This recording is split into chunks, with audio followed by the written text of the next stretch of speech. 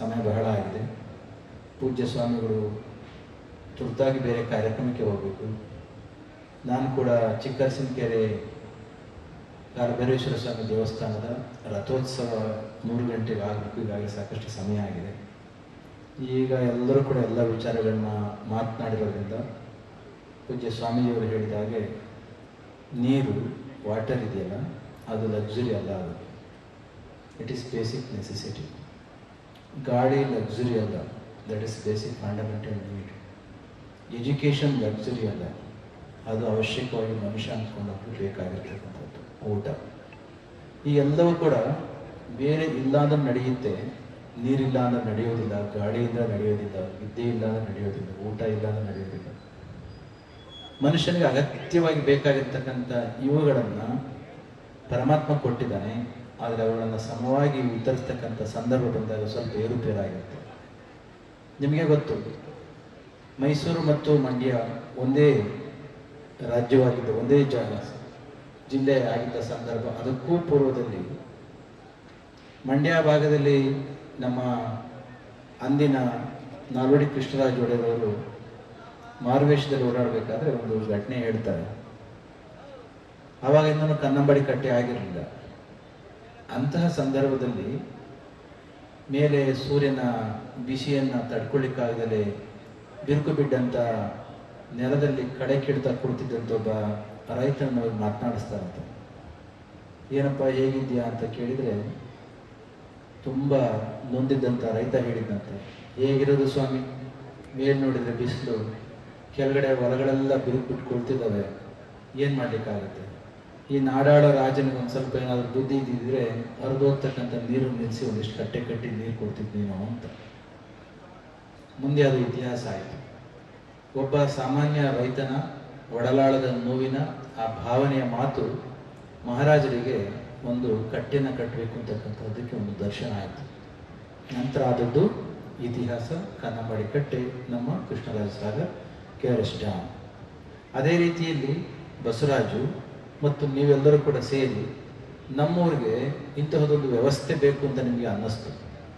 ಅಲ್ಲಿವರೆಗೂ ನಾನು ಕೂಡ ಆ ರೈತನ ರೀತಿಯಲ್ಲಿ ಆಕಾಶದ ಕಡೆಗೆ, ಮುಗಿಲಿನ ಕಡೆ ನೋಡ್ತಾ ಇದ್ದವರು, ನೀವು ಭರವಸೆಯನ್ನು ಕಳ್ಕೊಂಡಿದ್ದಂಥವರು. ಯಾವಾಗ ನಮ್ಮ ಬಸವರಾಜ ಬೊಮ್ಮಾಯಿಯವರು ಲಿಫ್ಟ್ ಇರಿಗೇಷನ್ ಮುಖಾಂತರ ನಮ್ಮೂರಿನ ಮತ್ತು ಸುತ್ತಮುತ್ತಲ ಹಳ್ಳಿಗಳ ಕೆರೆಗಳನ್ನು ತುಂಬಿಸ್ತಕ್ಕಂಥ ಕಾಯಕಕ್ಕೆ ಕೈ ಹಾಕಿದ್ರು, ನಮ್ಮ ಸುತ್ತೂರು ಶ್ರೀಗಳು ಹೇಳಿದ ಹಾಗೆ ಸಿಟಿಗೆ ಮೈಗ್ರೇಟ್ ಮಾಡ್ತಾ ಇದ್ದಂಥ, ವಲಸೆ ಹೋಗ್ತಾ ಇದ್ದಂಥ ಯುವಕರು ಇವತ್ತು ವಾಪಸ್ಸು ಬರ್ತಕ್ಕಂಥ ಸ್ಥಿತಿಗೆ ತಲುಪಿದ್ದಾರೆ ಅಂತಂದರೆ ಅದಕ್ಕೆ ಬಸವರಾಜ ಬೊಮ್ಮಾಯಿಯವರು ಈ ಊರಿಗೆ ಕೊಟ್ಟಂಥ ಕಾಣಿಕೆ ಅಂತ ನಾನು ಭಾವಿಸ್ತೇನೆ. ಬಸವರಾಜ ಬೊಮ್ಮಾಯಿಯವರು ಸಾಮಾನ್ಯ ರಾಜಕಾರಣಿ ಅಲ್ಲ, ಅವರೊಬ್ಬ ಮುತ್ಸದ್ದಿ. ಮುತ್ಸದ್ದಿ ಅಂತಂದರೆ ಒಂದು ಡೆಫಿನೇಷನ್ ಹೇಳ್ತಾ ಇರ್ತಾರೆ ನೋಡಿ. ರಾಜಕಾರಣಿ ಮುಂದಿನ ಎಲೆಕ್ಷನ್ಗೆ ದೃಷ್ಟಿ ಇಟ್ಕೊಂಡು ಕೆಲಸ ಮಾಡಿದರೆ, ರಾಜಕೀಯದಲ್ಲಿರ್ತಕ್ಕಂಥ ಒಬ್ಬ ಮುತ್ಸದ್ದಿ ಮುಂದಿನ ಜನ್ರೇಷನ್ನ ನೆನೆಸ್ಕೊಂಡು ಅವನ ಯೋಜನೆಗಳನ್ನ ರೂಪಿಸ್ತಾನಂತೆ. ಅಂತಹ ಮುತ್ಸದ್ದಿ ರಾಜಕಾರಣಿ ನಮ್ಮ ಬಸವರಾಜ ಬೊಮ್ಮಾಯಿಯವರು. ಅವರು ಕೇವಲ ರಾಜಕಾರಣಿ ಅಷ್ಟೇ ಅಲ್ಲ, ಶ್ರೇಷ್ಠ ವಿಜ್ಞಾನಿ, ಶ್ರೇಷ್ಠ ಎಂಜಿನಿಯರ್ ಆಗಿದ್ದಂಥವರು.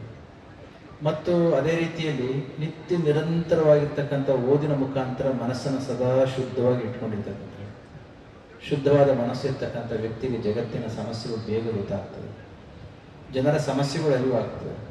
ಆ ಸಮಸ್ಯೆಗಳ ಅರಿವಿನ ಜೊತೆಲಿ ಅದಕ್ಕೆ ಸೊಲ್ಯೂಷನ್ ಕೂಡ ಸಿಗ್ತಾ ಹೋಗುತ್ತೆ. ಅಂತಹ ಸೂಕ್ಷ್ಮಮತಿಯಾಗಿರ್ತಕ್ಕಂಥ, ಸೂಕ್ಷ್ಮ ಪ್ರಜ್ಞೆಯ, ಸಂವೇದನಾಶೀಲತೆಯ ಒಬ್ಬ ಮುಖ್ಯಮಂತ್ರಿ ಆಗಿದ್ದಂಥವರು ನಮ್ಮ ಬಸವರಾಜ ಬೊಮ್ಮಾಯಿ ಅವರು. ಈ ಹಿಂದೆ ನಾವು ಚಿಕ್ಕಬಳ್ಳಾಪುರ ಶಾಖೆಯಲ್ಲಿದ್ದಾಗ ಪೂಜ್ಯ ಗುರುಗಳು ಆ ಭಾಗಕ್ಕೆ ನೀರಿಲ್ಲ ಅಂತ ಹೇಳಿದಾಗ, ಅಂದಿನ ಸಂದರ್ಭದಲ್ಲಿ ಬಸವರಾಜ ಬೊಮ್ಮಾಯಿ ಅವರು ಇನ್ನು ಮುಖ್ಯಮಂತ್ರಿಗಳಾಗಿಲ್ಲ, ನೀರಾವರಿ ಮಂತ್ರಿಗಳಾಗಿದ್ದರು. ಆ ಭಾಗಕ್ಕೆ ನೀರನ್ನು ಕೊಡಲೇಬೇಕಾದ ಸಂದರ್ಭ, ಇಲ್ಲ ಅಂತಂದರೆ ಡೆಸರ್ಟ್ ಆಗಿ ಹೋಗ್ತಿತ್ತು ಚಿಕ್ಕಬಳ್ಳಾಪುರ ಮತ್ತು ಕೋಲಾರ ಜಿಲ್ಲೆಗಳು. ಅಷ್ಟೊತ್ತಿಗಾಗಲೇ ಯೋಜನೆಯ ಚಿಂತನೆಯಲ್ಲಿದ್ದಂಥ ಕಾಲಘಟ್ಟದಲ್ಲಿ ಅವರು ಸುಮಾರು 24.01 TMC ಅಷ್ಟು ನೀರನ್ನು ಈ ಭಾಗಕ್ಕೆ ಕೊಡಬೇಕು ಅಂತ ಸಾವಿರಾರು ಕೋಟಿ ವೆಚ್ಚವನ್ನು ಮತ್ತು ಅದಕ್ಕೋಸ್ಕರ ಅಲೋಕೇಟ್ ಮಾಡಿ ಆ ಭಾಗದ Chikkaballapur, Kolar, part of Tumakuru, part of Ramanagara ಇವೆಲ್ಲಕ್ಕೂ ಕೂಡ ನೀರು ಬರಲಿಕ್ಕೆ ಯೋಜನೆಗಳನ್ನು ರೂಪಿಸಿ ಅದು ಸಾಕಾರ ಆಗುವ ಹಾಗೆ ಇನ್ನೇನು ಇವತ್ತಿಂದಲ್ಲ ನಾಳೆ ಬರುತ್ತೆ, ಅದು ದೊಡ್ಡ ಪ್ರಾಜೆಕ್ಟ್ ಆಗಿರೋದ್ರಿಂದ ಅಂತಹ ಪ್ರಾಜೆಕ್ಟ್ಗಳನ್ನು ಕೂಡ ನಿಜವಾಗಿಯೂ ಕೂಡ ಕೆಲಸ ಮಾಡಿದಂಥವರು ಬಸವರಾಜ ಬೊಮ್ಮಾಯಿ ಅವರು. ಗೌರವ ಡಾಕ್ಟರೇಟನ್ನು ಪಕ್ಕಕ್ಕೆ ಇಟ್ಟು ಜನಗಳು ಕೊಡ್ತಕ್ಕಂಥ ಗೌರವದ ಈ ಭಾವವನ್ನು ಹೊತ್ತೊಯ್ಯಲಿಕ್ಕೆ ಅಷ್ಟು ದೂರದಿಂದ ಬಂದಂಥ ಬಸವರಾಜ ಬೊಮ್ಮಾಯಿಯವರಿಗೆ ಭಗವಂತ ಎಲ್ಲ ಶ್ರೇಯಸ್ಸನ್ನು ಸಕಲ ಭಾಗ್ಯಗಳನ್ನು ಕೊಡಲಿ ಎಂಬ ಮಾತನ್ನು ಈ ಸಂದರ್ಭದಲ್ಲಿ ಹೇಳಿ, ಸಮಯ ಬಹಳ ಆಗಿರೋದ್ರಿಂದ ಪೂಜ್ಯ ಸ್ವಾಮಿಗಳು ಬೇರೆ ಕಾರ್ಯಕ್ರಮಗಳು ಇದ್ರೂ ಕೂಡ ಈ ಕಾರ್ಯಕ್ರಮಕ್ಕೆ ಪ್ರೀತಿ ಇಟ್ಟು ಬಂದಿದ್ದಾರೆ. ಅವರಿಗೆ ನಿಮ್ಮೆಲ್ಲರ ಭಕ್ತಿ ಶ್ರದ್ಧೆಯ ಸಮರ್ಪಣೆ ಇರಲಿ ಎಂಬ ಮಾತನ್ನು ಈ ಸಂದರ್ಭದಲ್ಲಿ ಹೇಳಿ, ಈ ಕಾರ್ಯಕ್ರಮದಲ್ಲಿ ಭಾಗವಹಿಸಿದ ಸರ್ವರಿಗೂ ಕೂಡ ಕಾಲಭೈರವೇಶ್ವರ ಸ್ವಾಮಿಯ ಪೂರ್ಣ ಆಶೀರ್ವಾದವನ್ನು ಪ್ರಾರ್ಥಿಸಿ ನನ್ನ ಮಾತು ಮುಗಿಸ್ತೇನೆ. ಜೈ ಶ್ರೀ